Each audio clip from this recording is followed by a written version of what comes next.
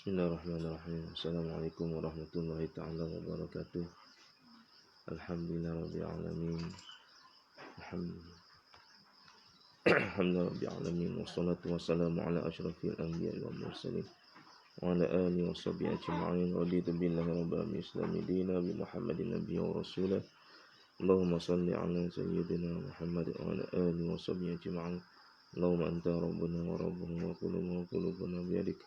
فإنما تقلون أنت اللهم اغفر لنا ولهم اللهم اغفر لنا ولهم بزدنا علما والحمد لله رب العالمين. Bab 80 Tamil Ghafilin, menyempurnakan sembahyang dan khusyuk di dalam sembahyang. Sempurnakan solat dan khusyuk di dalam solat.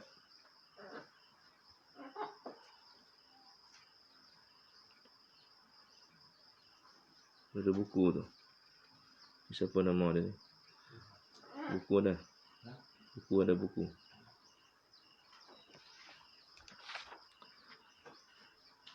Qala mu'allif rahimahullahu ta'ala.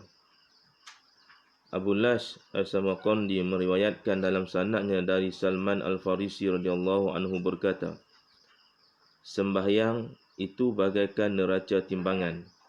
Maka siapa yang menepati, maka akan dicukupkan bahagiannya. Dan siapa yang mengurangi, maka kamu telah mengetahui ancaman Allah dalam surah Al-Mutaffifin, orang-orang yang mengurangi timbangan atau sukatan. Surah Al-Mutaffifin, orang-orang yang mengurangi timbangan dan sukatan. Di maknanya antara perkara yang dinyatakan dalam surah Al-Mutaffifin itu, orang yang mengurangkan, dalam juzuk 30 mengurangkan timbangan, termasuk juga dinyatakan timbangan bagaimana kita melaksanakan solat. Solat kita tu sempurna ke ataupun kurang sempurna. Solat laju, tak kiralah solat apa. Kita jangan buat solat ni suka-suka hati kita nak cepat. Yang banat selalu cepat sangat semayang. Orang tak habis semayang dia habis dah. Dia nak kerja apa pun tak tahu, termasuk juga yang bani. Nak ligan apa? Semayang elok-elok. Tu timbangan awak tu nak tahu manusia jadi tak jadi. Ini bukan urusan dunia awak seronok duduk main, tidak. Semayang elok-elok. Kalau benda lain kita tak boleh nak berapa nak cantik, biar solat ni elok-elok. Biar solat ni cantik. Semayang pelan-pelan, baca Quran. Tak sedap laju-laju. Ni nak baca laju, tabarakallazi yabrimu wa kullu syai'in. Awak nak kerja apa? Kita baca tabarakallazi biar tertib. Jangan jadi biasakan laju walaupun awak dah ngapal. Tak ada guna pakai kehidupan kalau jadi manusia yang merosakkan ibadah. Tak guna kehidupan, tak guna cantik, tak guna pakai baju, tak guna ada ilmu, tak guna kalau semua ibadah kita rosak. Jadi kena elok. Dalam bab solat ni merangkumi semua kehidupan kita. Kalau kita pun tak jaga elok dalam bab solat tu, yang lain pun jadi tak kena tu. Tengok sembahyang sunat pun kami laju. Baca Quran pun laju. Amalan baca pun laju, duk ngapal pun laju. Jadi susah, dia rosak. Dia tak elok perkataan itu. Esok kita lama-lama jadi mengajar orang pun tak betul. Dia cakap pelan-pelan. Sembahyang kena elok-elok. Baca Fatihah baik-baik. Sudah laju-laju dalam surat sunat. Jangan jadi pemalah sangat. Itu. Jangan jadi malah. Kullu da'in dawa'an ila kasdan wa farasan. Kata untuk kenali, siapa-siapa semua penyakit ada ubat, melainkan dua benda, malah dan perasaan. Jangan malah.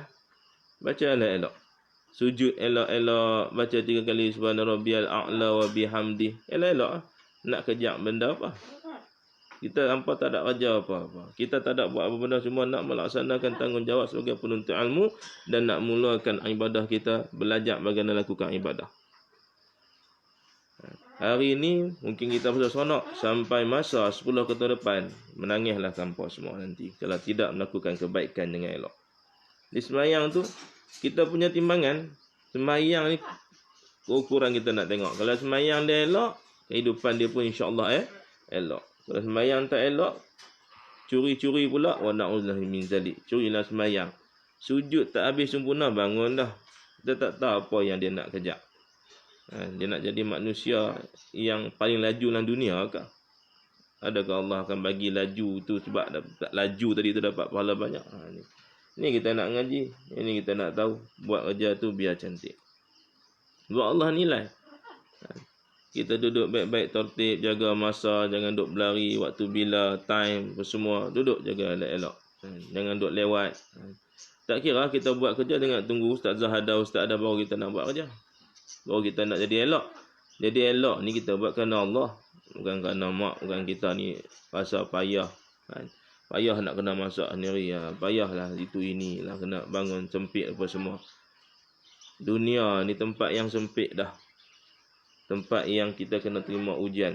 Jadi, duduk dalam keadaan susah itu menjadi satu kebaikan pada kita kalau kita ikut patuh kepada segala perintah Allah Subhanahu Wa Taala. Semayang elok-elok, semayang baik-baik.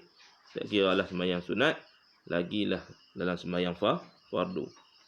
Baca baik-baik bacaannya, angkat takbir elok-elok. Huzaifah Ibnu Yaman radhiyallahu anhu melihat orang sembahyang tidak sempurna rukuk dan sujudnya. Huzaifah Ibnu Yaman tengok ada orang sembahyang tak berapa nak baik. Sembahyang tak berapa nak elok. Huzaifah Ibnu Yaman ni dia simpan nama-nama orang munafik, sahabat Nabi. Dia tengok orang duk rukuk tak baik, rukuk tak elok, rukuk cepat. Jangan buat macam tu, cepat rukuk. Orang rukuk elok-elok, betul-betul. Sujud tak berapa elok, tak cantik. Mungkin tangannya tak kena pada tempat dia yang baik. Maka berkata kepadanya tu, Huzaifah pun tegur, jangan kamu mati dalam sembahyang yang demikian itu. Maksudnya kamu mati di luar fitrah Islam. Kalau macam ni lah perangai sembahyang, maka janganlah kamu mati. Sebab tak elok. Tak berapa nak tak cantik. Kena jadi elok sembahyang kita. Malah katanya, biarlah kita mati dalam keadaan solat kita itu sempurna. Sujud dia kena elok, rukuknya kena elok, duduk antara sujud kena elok, semua kena elok.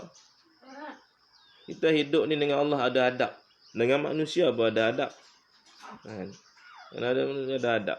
Dengan guru pun ada adab. Dengan mak ayah kena ada adab, dengan kawan-kawan kena ada adab, dengan Rasul kena ada adab. Dalam solat ni nak bertemu dengan Allah lagilah kena ada adab, jaga elok-elok. Hasanul Basri berkata, seorang waliullah, ulama, salaf, Nabi SAW bersabda, Ala ukhbirukum bi aswa'in nas sisariqah. Qalu bala ya Rasulullah. Qala alladhi yushriku min salatih. Qil wa kaifa yashriku min salatih? Qala la yutimmu ruku'aha wa la sujudaha. Ini Nabi cerita, siapa dia pencuri dalam solat.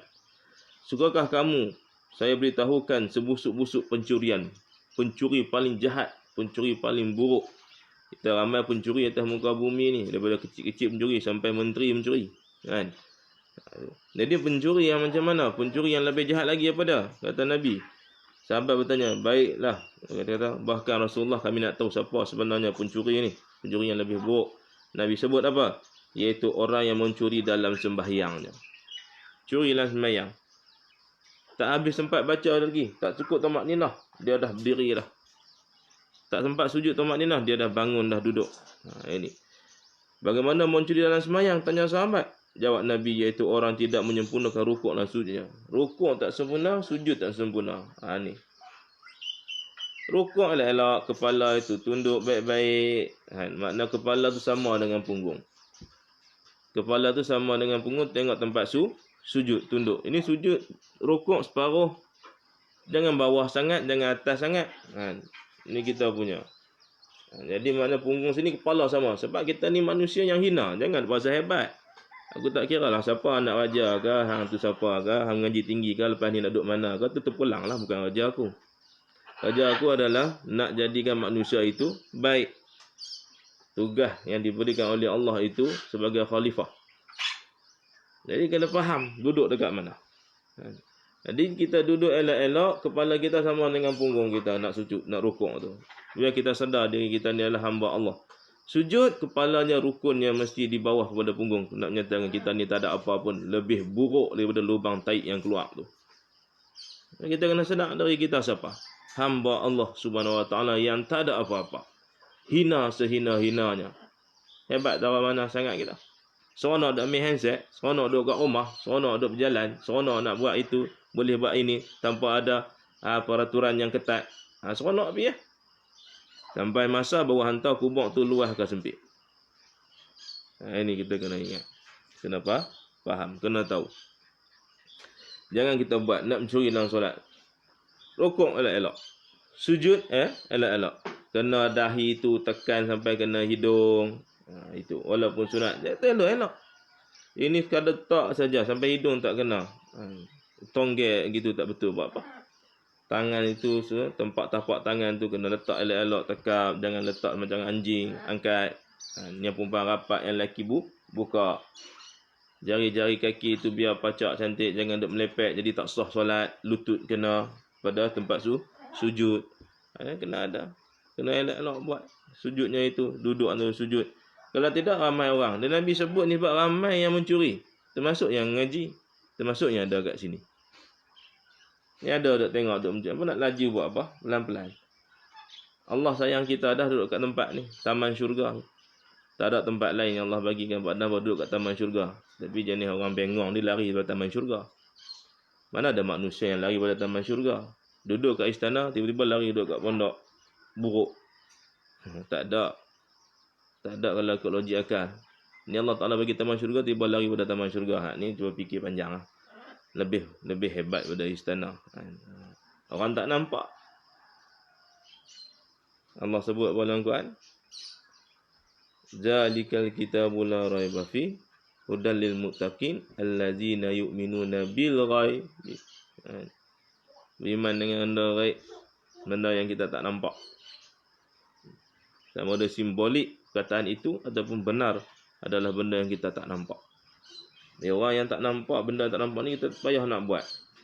Dia orang yang pintu hatinya tertutup, dia berasa tak nampak, dia buatlah benda yang dia berasa seronok. Pintu hati tertutup, ahli neraka boleh jadi. Dengar baik-baik, tak kira bani banat. Pintu hati tertutup, ahli neraka dah jadi. Tu yang dia berasa susah, tu dia berasa malas, tu dia berasa nak lari, berasa nak jauh, nak pindah. Ini manusia yang pintu hatinya tertutup.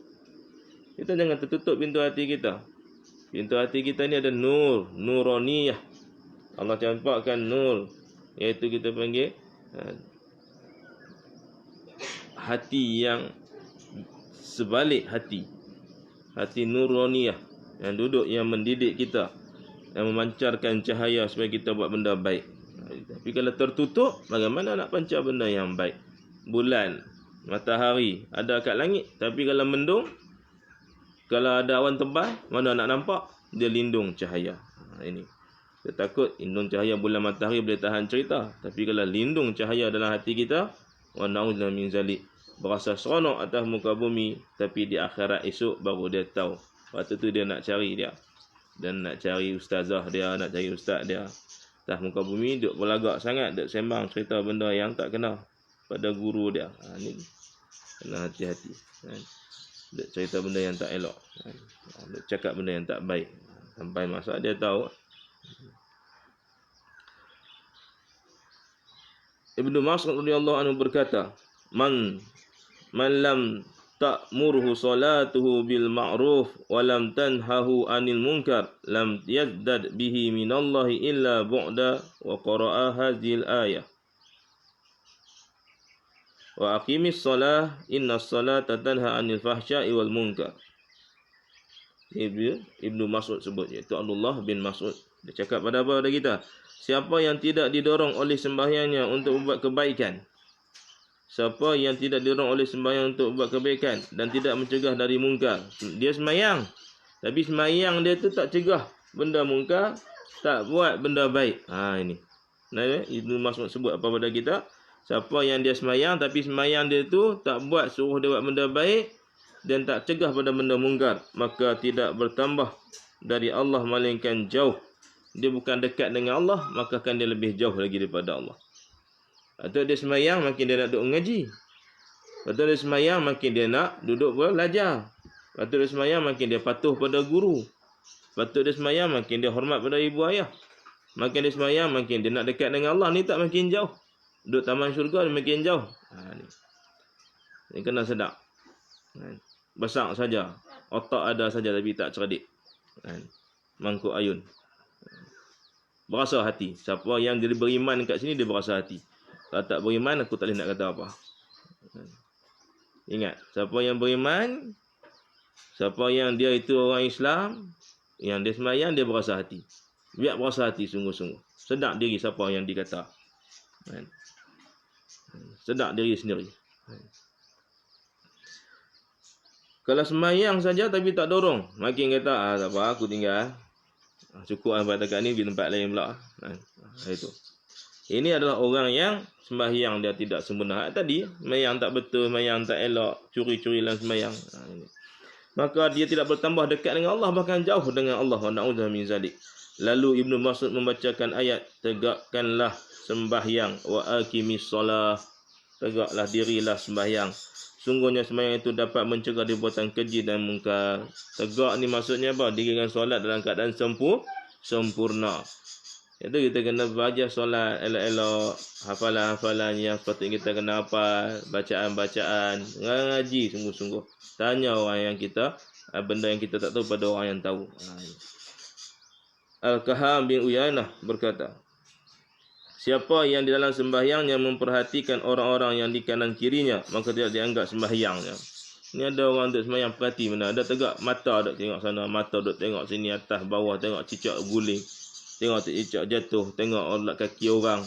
Ni sembahyang dia adalah sembahyang yang tak sempurna. Patutnya mata setempat je tengok tempat sujud, tapi mata ada okey. Ni tak kira lagi kalau kepala kali sana, kepala kali sini tengok. Ni langsung sembahyang dia itu dianggap sebagai tiada sembahyang. Maknanya sembahyang tak ada khusyuk lah. Patut sembahyang ni khusyuk.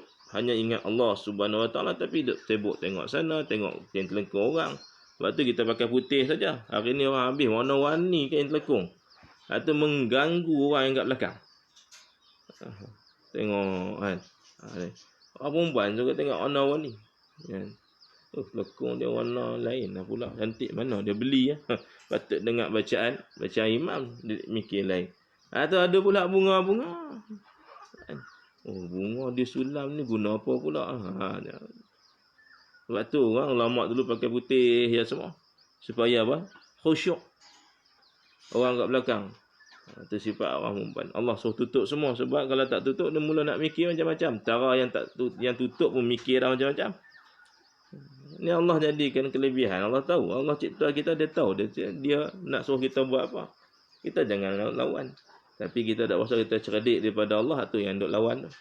Yang lain rasa berasa cerdik pada Allah ni duk lawan ni yang akan masuk dalam azab Allah Subhanahu Wa Taala. Na'udzubillah min zalik. Dijaga sungguh sembahyang kita, khusyuknya, dan sempurnakan, baikkan sembahyang kita setiap waktu, setiap masa.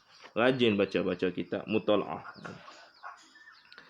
Muslim Yasa berkata kepada keluarganya, jika aku dalam sembahyang, maka muka boleh bicara-bicara, maka aku tidak mendengar bicaramu. Apa dia punya ibarat dia ni? Jika aku dalam sembahyang, maka muka boleh bicara-bicara, maka aku tidak mendengar bicaramu. Muka kah? Betul dia? Semua muka.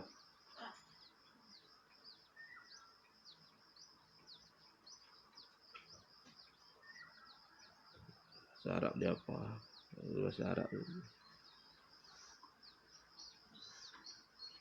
dia tinggal dulu tu. Yaqub Al-Qari, ketika ia sedang sembahyang, tiba-tiba datang orang meragut serbannya. Yaqub Al-Qari ni tengah sembahyang, orang mai cabut serban dah. Baru dah pakai serban ni, tiba orang lalu cabut serban, tarik serban. Dan dibawa kepada kawan-kawannya, maka kawan-kawannya mengetahui bahawa itu serban Yaqub Al-Qari. Yaqub Al-Qari bukan Yaqub Al-Qari. Ini Yaqub Al-Qari. Ada orang ambil serban Syekh Yaqub tadi itu, lalu dibawa pada kawan-kawan dia. Dan orang tengok, ni serban ni, kenal ni serban apa dia? Yaqub Al-Qari. Ketika itu mereka menasihatkan kepada peragut itu supaya mengembalikannya. Dulu ragut, sekarang ragut baik duit. Dulu ragut serban. Dia kata ni serban orang alim, orang soleh. Pergi ambil buat apa? Pergi bagi balik. Pergi hantar balik. Kembalikan balik. sebab kami khatir terkena doanya. Ni yang takut. Kita hari ni tak khatir dengan doa. Doa guru mustajab selalu. Kita tak kira. Dia tak perlu tanda tangan pun tak apa. Dia sebut saja jadi. Itu kita risau. Waktu ustaz mengaji dulu, risau doa Tok Guru. Pandang muka dia pun tak. Takut. Hampa ni jenis sombong. Belagak. Buang sifat-sifat tu. Baru duduk setahun dua jadi sombong belagak. Dia nak mula dah guna sifat yang iblis duduk masuk dalam jiwa. Jangan. Ada doa guru mustajab. Dia berasa hebat. 10 tahun lagi dia tahu dia menangis air mata darah. Nampak tak percaya, hamba tengok 10 tahun nanti. Kalau tak percaya tengok. Dia menghadap nanti bersuluk dekat kaki. Ni orang mengaji dulu takut pada guru, pada masyayikh. Walaupun dia tak mengaji, tapi dia tahu. Jangan buat main. Ambil serban dia, lagi yang kena doa dia habis. Itu. Kalau doa dapat baik tak apa. Ingat, guru ni manusia. Silap yang bulan dia geram, doa tenda tak baik. Takut terkena doanya, maka segera dikembalikan. Sedang Yakub masih belum selesai sembahyang. Bagi balik, takut. Hantar balik. Lalu ia minta maaf setelah selesai sembahyang dan beritahu padanya. Yakub berkata, saya tidak berasa siapa yang mengambil dan siapa yang mengembalikannya. Waktu orang tengah ambil serban ni sekali dengan dia punya kopiah lah. Orang Islam ni dia pakai serban yang di dalamnya ada kufiah. Itu sunnah Nabi SAW. Orang dulu dia tak ada.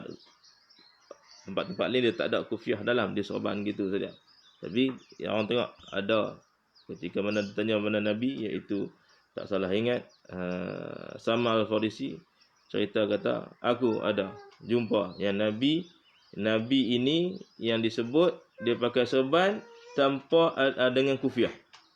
Dalamnya ada kufiah. Itu balut. Dia mungkin diangkat sekali.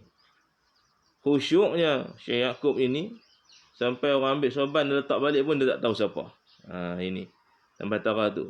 Kita bukannya serban cabut. Nyamuk lalu pun tahu. Nyamuk ni 13 belang ni. Itu. Nyamuk ada 3 line pula. Ni. Tahu nyamuk. Kan dekat nyamuk. Cicak pun tahu. Silap hari bulan. Taik lalat yang dekat baju imam ke depan pun dia kira. 1, 2, 3, 4. Jadi makna khusyuk kat mana? Jadi kita kena sampai khusyuk. Belajar sampai khusyuk solat tu. Sekarang ni khusyuk nak solat. Tiba-tiba kita tak mau ngaji dah. Macam mana? Solat pun tak khusyuk lagi. Ujian suruh solat khusyuk pun tak khusyuk lagi. Tiba-tiba kata cukup dah 2 tahun, cukup 4 tahun ngaji, cukup dah 5 tahun ngaji. Dan dapat kat mana? Jadi salah. Kita dah salah tafsir. Dia ingat dia ada ilmu ngaji 3, 4, 6 kitab dah habis. Lepas tu dah selesai. Tidak. Solat pun khusyuk belum lagi. Tiba-tiba dia sempurna dah. Dia kena hati-hati. Rabi'ah ataupun Rabi'atu Adawiyah pernah sembahyang dan ketika sujud mendadak matanya tercucuk oleh duri. Tengah sembahyang, sujud, tok, duri cucuk kat mata. Mungkin bawah kelopak mata ke kat mana ke. Tapi tidak berasa dia sudah selesai sembahyang, tercucuk. Mungkin ada duri kecil, tengah-tengah sujud, pak masuk duri kat celah mata ni ke. Tapi tak sedap. Bangun-bangun tengok, ada duri rupanya. Tu. Kita bukan duri. Sejadah tu kan ada lekuk-lekuk dia. Orang duduk sulam tu ada lubang kan ada. Kena hak sulam tu yang lekuk tu sakit kan. Tarik sikit tak kat tempat baldu. Tu tak bukan sakit pun, berasa dia tak selesa sebab yang ni ada lekuk, hak ni kain baldu. Kan ada kan kat sejadah tu kan tebal tu. Sejadah dah lah tebal. Kalau sembahyang atas surah pula dekat dia punya alur sambungan kayu tu, cuba kena kat situ. Sakit tak? Tak sakit tapi berasa kalau sakit tu kulit hang tu pelik dia berasa. Dia berasa. Kita tak kira aku nak sujud sini. Sujud kali kedua tak itu dah dia ejak sikit. Tu. Mana berasa? Khusyuk kat mana? Rabi'atu Adawiyah, khusyuk. Rabi'atu Adawiyah ni aku tak tahu lagu mana. Khusyuk macam tu juga. Khusyuk juga tak bangun terus. Al-Hasanul Basri, Hasan bin Ali radhiyallahu anhu, anak pada Sayyidina Ali. Jika akan wuduk berubah pucat warnanya, dan ketika tanya dari hal itu, jawabnya, saya akan berdiri depan Raja yang Maha Kuasa. Hasan bin Ali, Sayyidina Hasan bin Ali ni ketika ambil wuduk pucat muka dia. Orang tanya kenapa ambil wuduk sampai pucat? Kerana aku jap lagi nak bertemu dengan raja segala raja. Penguasa segala alam. Kita ambil wuduk sembang. Ambil wuduk cepat-cepat. Ambil wuduk air laju. Ingat, banyak kali pesan, buka air tu pelan je. Nak buka laju buat apa? Membazir. Syaitan kata buka laju bukan hang bayar pun, ustaz yang bayar. Buka, dia tak sedar. Buka pelan pun boleh ambil wuduk. Tak payah guna buka paip pun tak apa. Bubuh dalam baldi satu gayung pun boleh. Itu. Letak sapu muka elok-elok sampai habis semua kena kuasa muka daripada atas, anak rambut sampai dagu, anak telinga kanan, anak telinga kiri pusing. Jangan duk sapu muka depan ni saja. Betul-betul kena telinga sunatnya. Tangan tu lebih sampai siku naik ke atas, keliling celah-celah jari, masuk celah-celah kuku supaya air kena. Semayang, buat elok-elok. Kalau kita buat semua benda ni, tak ada lah rasa stres, tak ada rasa susah payah apa semua. Terpucat. Ini orang yang hebat di sisi Allah. Belum mayang yang beruduk pucat, takut kepada Allah Subhanahu Wa Taala, takut tak terima. Dan apabila yang masuk dalam masjid, mengangkat kepala sambil berdoa. Bila masuk masjid, dia angkat kepalanya, dia berdoa kepada Allah.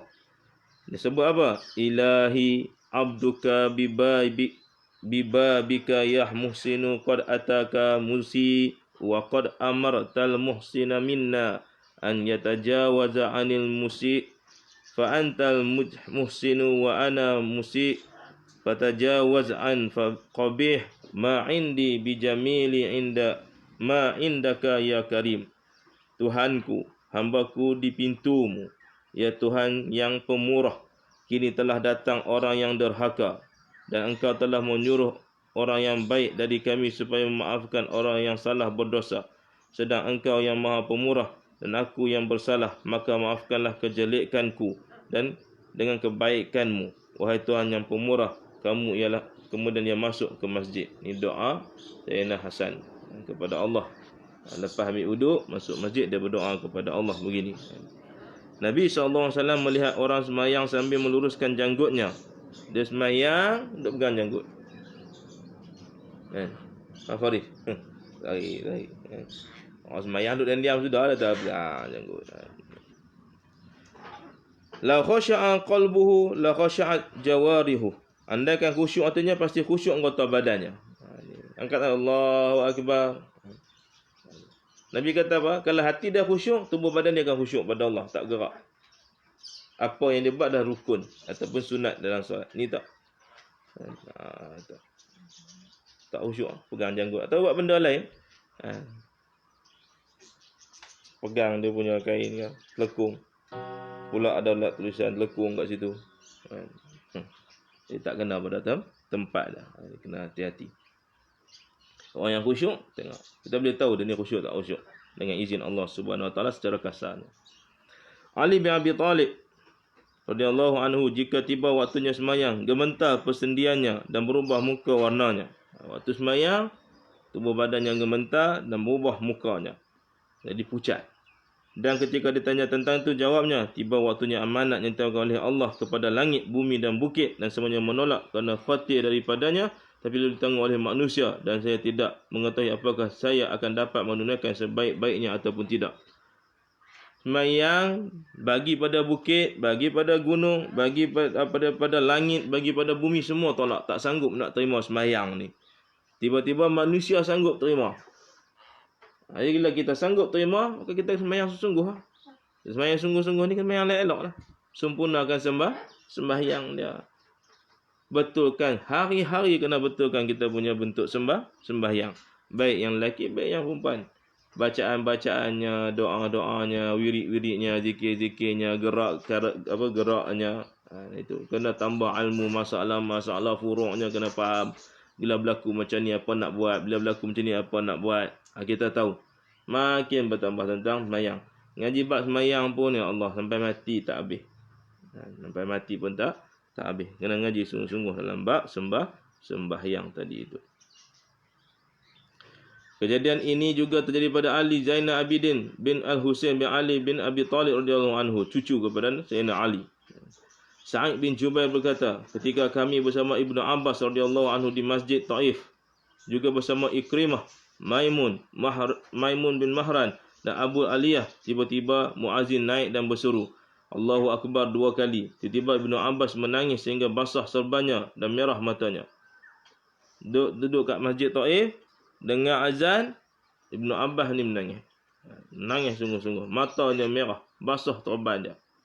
Sehingga basah serbannya. Serban yang bawah ni lah. Bawah janggut tu basah. Bukan serban kat atas, menangis. Macam mana basah serban pula? Jangan duk fikir serban yang ada kat bawah. Tiba-tiba, habis basah, kami, Abu Aliyah bertanya, hai sepupu Rasulullah, mengapakah begitu sedih dan menangis? Kenapa ni menangis ni? Tengah azan menangis. Sedih sangat ni. Kenapa? Kami selalu mendengar azan dan tidak menangis. Tapi kini kami menangis kerana tangisanmu. Kami dengar azan ni biasa je lah. Jawab. Tapi bila menangis azan ni, kami pun menangis sekali. Sebab apa? Ibnu Abbas berkata, andaikan manusia mengetahui apa yang dikatakan oleh muazzin, pasti tidak dapat istirahat dan tidur. Abdullah bin Abbas ni memang bukan jalan-jalan manusia. Dia boleh takwil. Dia boleh tahu benda yang manusia tidak tahu. Itu takwil. Menakwil benda yang dalam Quran, yang orang tak tahu, dia tahu. Apa maksud tersirat dan rahsia hikmah dalam Quran tu. Ini Ibnu Abbas yang Nabi doa pada dia. Dia kata apa maksud? Maksudnya kita dengar Allahu Akbar. Tu Allah Maha Besar lah. Tapi dia ada maksud yang tersembunyi yang begitu dalam. Yang membuatkan Ibnu Abbas menangis, takut. Pasti kalau dengar azan ni, orang tu takkan tidur, takkan rehat. Sebab takutnya kebesaran Allah SWT. Lalu ditanya, tolong beritahu kepada kami, apakah yang disuruhkan oleh muazzin itu? Ibnu Abbas berkata, apa seruan yang kata muazzin Allah Akbar tadi ni? Apa dia? Ibnu Abbas pun terang. Apabila muazzin berseru Allahu Akbar, maka berarti ia berkata, hai orang-orang yang sibuk. Sibuk. Wajar. Urusan harian, macam-macam sibuk. Gantikan kesibukan kamu untuk menyambut azan. Berhenti. Sekejap, dengar azan. Jawab azan. Pergi solat. Istirahatkan badanmu. Rehat. Dan segerakan untuk buat kebaikanmu. Dan jika berseru, Asyhadu an la ilaha illallah. Seolah berseru, aku persaksikan kepada semua penduduk langit dan bumi. Supaya menjadi saksi untukku di sisi Allah pada hari kiamat bahawa aku telah memanggil kamu. Itu maksud dia. Allah panggil kita. Tadi orang kata berhenti, jangan duk buat benda lagi dah. Masuk asyhadu an la ilaha illallah, kata berhenti. Jangan sebut benda lain, mula dah nak semayang ni. Dan jika berseru asyhadu anna Muhammadar Rasulullah, maka itu maksudnya menyaksikan untukku bahawa hari kiamat para nabi dan juga Nabi Muhammad SAW bahawa aku memberitahu kepadamu pada tiap hari 5 waktu. Hari kiamat esok. Nabi Muhammad dan para nabi yang lain menceritakan tentang solat ni. Kena buat solat. Kena buat selalu. Dan diseru hayya 'alas salah, seolah-olah berkata sungguh Allah telah menegakkan agama untuk kamu, maka tegakkan olehmu solat. Solat tu tiang agama, imaduddin. Jadi kena buat solat. Itu hayya 'alas salah. Dan bila diseru hayya 'alal falah, seolah-olah diseru masuklah kalian dalam rahmat Allah dan ambillah bagimu dari petunjuk. Ini. Bila hayya 'alal falah tu makna Allah nak bagi kita petunjuk, Allah nak bagi kita rahmat. Itu kena dengar baik-baik lah. Duduk dalam tu, gawak dan elok. Dan berseru Allahu Akbar, seolah-olah haram segala pekerjaan sebelum mengerjakan semayang. Semayang dulu, jangan sibuk benda lain. Jangan sibuk perkara yang lain yang tidak ada manfaat. Melainkan ketika menuntut ilmu. Itu teruskan. Lagi mana ada waktu yang panjang seperti Isyak. Dan berkata la ilaha illallah, seolah-olah berkata inilah amanat 7 petala langit dan bumi telah diletakkan di atas behirmu, maka terserah padamu jika kamu akan melaksanakan atau mengabaikannya. 7 kalimah ini diletak atas bahu kita untuk kita laksanakan. Ini amanat yang besar di sisi Allah Subhanahu Wa Taala. Jadi kena jaga sungguh-sungguh baik-baik solat ini. Allah panggil kita. Kebesaran Allah Subhanahu Wa Taala, amanah-amanah yang Allah berikan pada kita. Wallahu alam, yang baik daripada Allah, yang kurang, yang lemah, yang salah daripada diri sendiri dengan izin Allah Subhanahu Wa Taala. Jazakumullahu khairan. Wassalamualaikum warahmatullahi taala wabarakatuh. Bismillahirrahmanirrahim. Allahumma zid rahmah wal maghfirah wal barakah wa sallallahu ala majlis. Allahumma faqihna fi dinina bi tadbir jamal mumkin wa salatina wa min zurriyyatina rabbana wa taqabbal. Alhamdulillah rabbil alamin. Allah.